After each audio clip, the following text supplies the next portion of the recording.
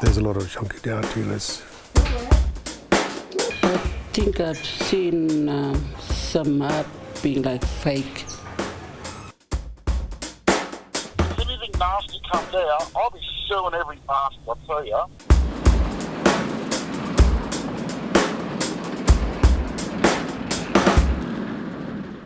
Have you ever heard of Brandon Porteous? Or Brendan Porteous? Or is it Brendan Porteous? This stuff all looks like it's by the one artist. Is it all by this? Yeah, that belongs to Brendan. Does he deliver it to you or somebody else does? His friend, like His friend. boss maybe. There's a huge amount of his work in shops all over the country. And to be honest, I'm sus. How can one person produce this much art? I've searched for him everywhere. And I mean everywhere. Then finally you, the Story Hunters community, gave me a lead on Facebook. You've been quite a hard person to track down, but I noticed you because you seem to produce an awful lot of art. Oh, not really. Made the mistake years ago, selling a couple of paintings to someone, and they keep reproducing it. Did they have your name on it? Yeah, they would even sign my name. It used to make me angry because sometimes it looked better than what I could do. Well, did you say anything? Did you say anything to them? Yeah, and all they said to me was, we weren't here at the time, so you just got this other bloke to do it. Brendan didn't want to talk on camera, but I'm still curious. So I'm heading to Alice Springs, where heaps of Aboriginal art is produced, to try to find out just how often this is happening. After all, Brendan's story is alarming, but it's not really that surprising. There's a lot of money at stake here, about $200 million a year. But the industry isn't regulated or policed. Oh, it's definitely an issue, but how much proof there is of it is another question. I'm up for the challenge. First-hand proof of fraud is what I'm after. I've been offered a lift to a community arts centre at Yuendumu, about 3 hours northwest of Alice Springs, and it seems like a good place to start. The art centre means a lot to a community because it means people can come and mingle with each other and paint and talk about their dreamings, their totem. I think I've seen some art being like fake.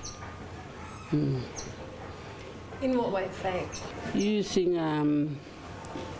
the artist's names. They might produce the painting in the style of an artist that's more well known, and then that is attributed to that person. That's a big issue. So not all artists work in community art centres like the one I've just seen. Some work in places they call sheds, and they literally are just that. So I've heard there's one just down this street here, or a little way out of town in an industrial estate. Oh, there it is. Wow, that's a big fence around it. And I'm hoping I can get inside to see what it's like. Unfortunately, the owner was out, but his staff passed on his number and I decided to give him a call.